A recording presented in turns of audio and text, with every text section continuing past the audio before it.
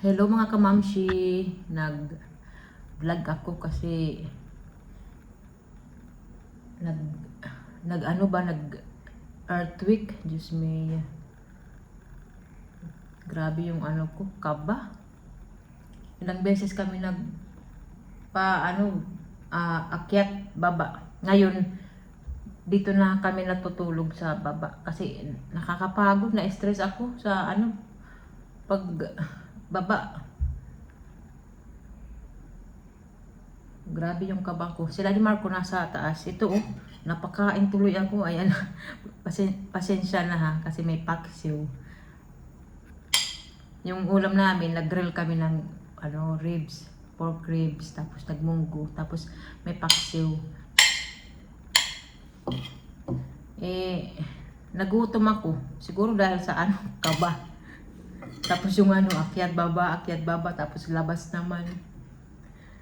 Dismay. Pero nakakatakot. Si Olivia and Jaime tulog na. Kami naman, nanonood pa kami ng TV ni Daddy Marco. Si Ellie naman, nung nag-start yung lindol, paano na siya, patulog na.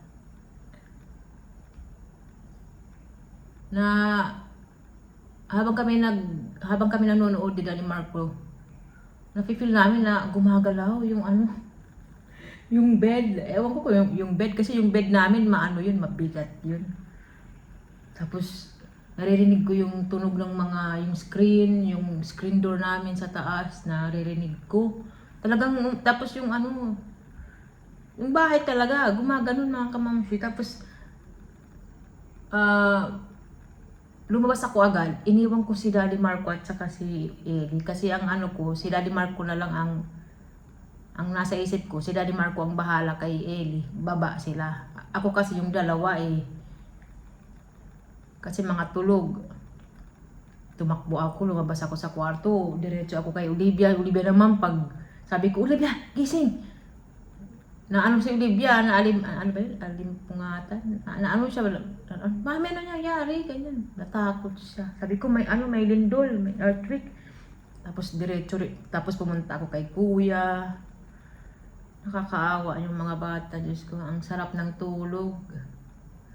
Tapos gigisingin ko ng ganun ba, yung biglaan. Kailangan kasi, pinatulog ko sila ng maaga kasi bukas nga, nila, yung yun? Edinburgh. Yung may costume sila. Tapos baba kami.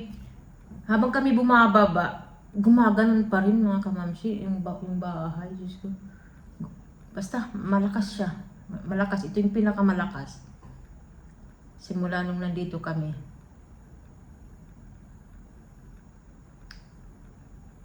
Tapos doon kami sa likod. Yung kapitbahay namin, lumabas din sila.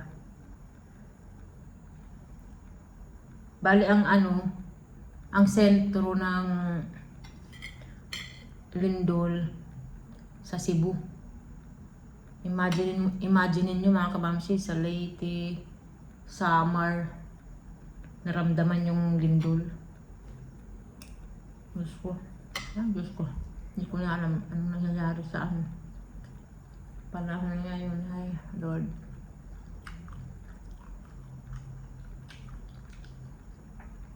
Sana bag naman yung mga yung malakas na lindol. Sa Cebu may nakita na ako yung McDonald's nila na nasira. Pati simbahan. May mga pa nga aftershocks, aftershocks. Aftershock. Basta may mga pa. May mga lindol-lindol pa. Ay, Diyos ko. Grabe yung ko kabang. Kaya nagutom. Sabi ko, kakain ako. Hindi na tuloy ako makatulog. Imbis na pagod ako, kailangan kong matulog dahil bukas nga magluto. Mga bata nasa sala. Grabe, lakas ng ano talaga. Daddy Marco natatakot. Pero doon siya sa taas. Kasi wala nang matutulugan dito. Hindi yan sanay si Daddy Marco sa earthquake, pero no choice kasi dito kami nakatira sa Pinas ngayon. Naaawa lang ako sa mga bata, pero wala eh. Dito kailangan namin tanggapin ito kasi nandito kami sa Pinas. Yung mga bata lang kasi ayan si Ate Olivia.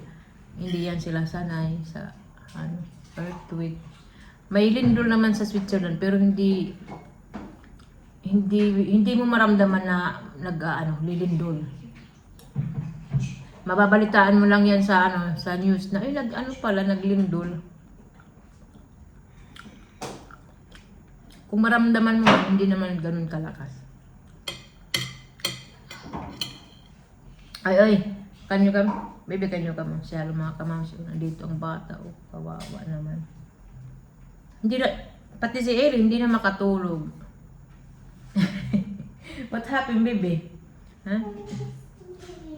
Si Ellie, hindi na makatulog. Imbis na, patulog na.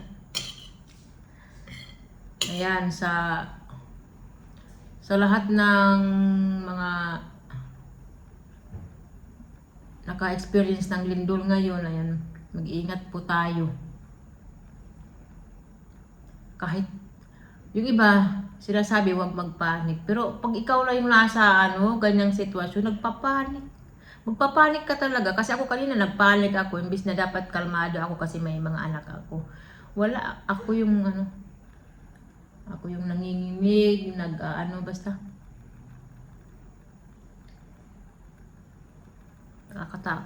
Nakakatakot yung lindol kanina.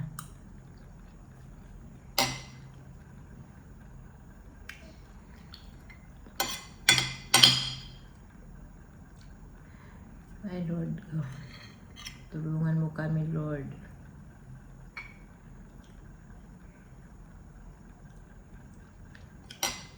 Tapos kanina pa may sunog sa downtown Tacloban. Kawawa yung mga tao, lalo na yung mga estudyante na nag-board. Kawawa. Ngayon nasa sila, mga school, nasa university yung iba. Kawawa talaga yung mga nasunugan kanina. Tapos nagkaroon pa ngayon ng lindol. Ayun, tapos na ako kumain. So, nandito yung mga ginakis. Madilim na. Ano ba yan? Ayan sila, oh. Ayan, oh. Nasa kami, evacuation center. Sleep na, Ellie. Sleep na. Ayaw ni kuya ng may ilaw. Ito naman na bata, ayaw naman matulog. Tulog na. Inarrange ko yung couch. Ha? May ipis pa. Yun, pinatay ko pa. Ko itapon. Parang buhay pa ata yung ipis. So mga kamamsi, ganito yung namin ngayong sitwasyon. Dito na lang kami matulog para kung sakali man na lindol ulit, sana wag na. Lalabas na lang kami, diba? Diretso na lang kami sa likod. Or dito sa main door namin. Ayan kawawa ang mga bata. Ito naman, ayaw matulog. Tingnan nyo.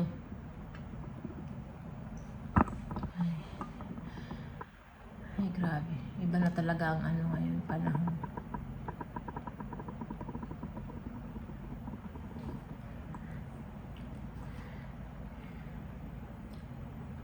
Sana Sana all. Sana all.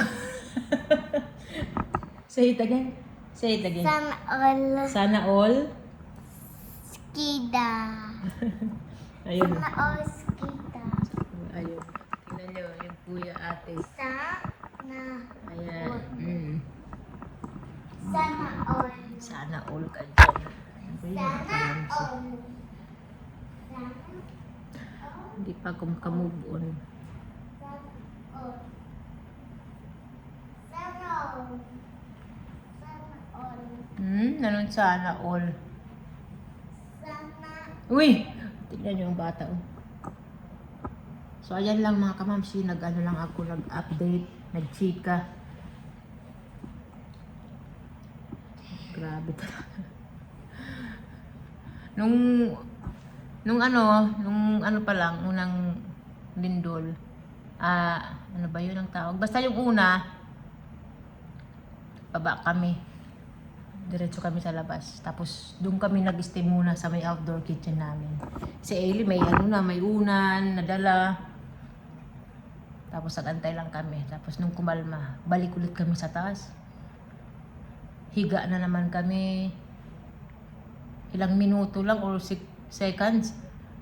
Umano na naman, gumalaw na naman yung bahay. Kaya, baba na naman kami. Doon na naman kami sa labas.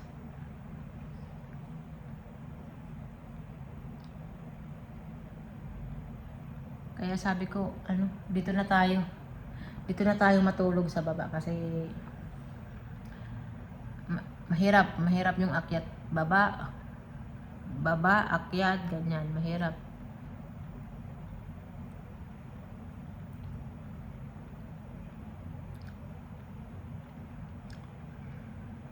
Yung lindol pa, yung ano pa naman, yung lindol, matagal siya. Nagtagal, mga kamamsi. Matagal na malakas. Ayan, sana walang Sana all. sana sana walang masyadong damage or nasaktan sa pangyayaring ito, sa lindol na ito. So, ayan lang mga kamamsi, tapusin ko na yung video. Pinakita ko lang talaga yung sitwasyon namin ngayon. Diyos ko, Lord. Ikaw na lang bahala sa amin. Ayan.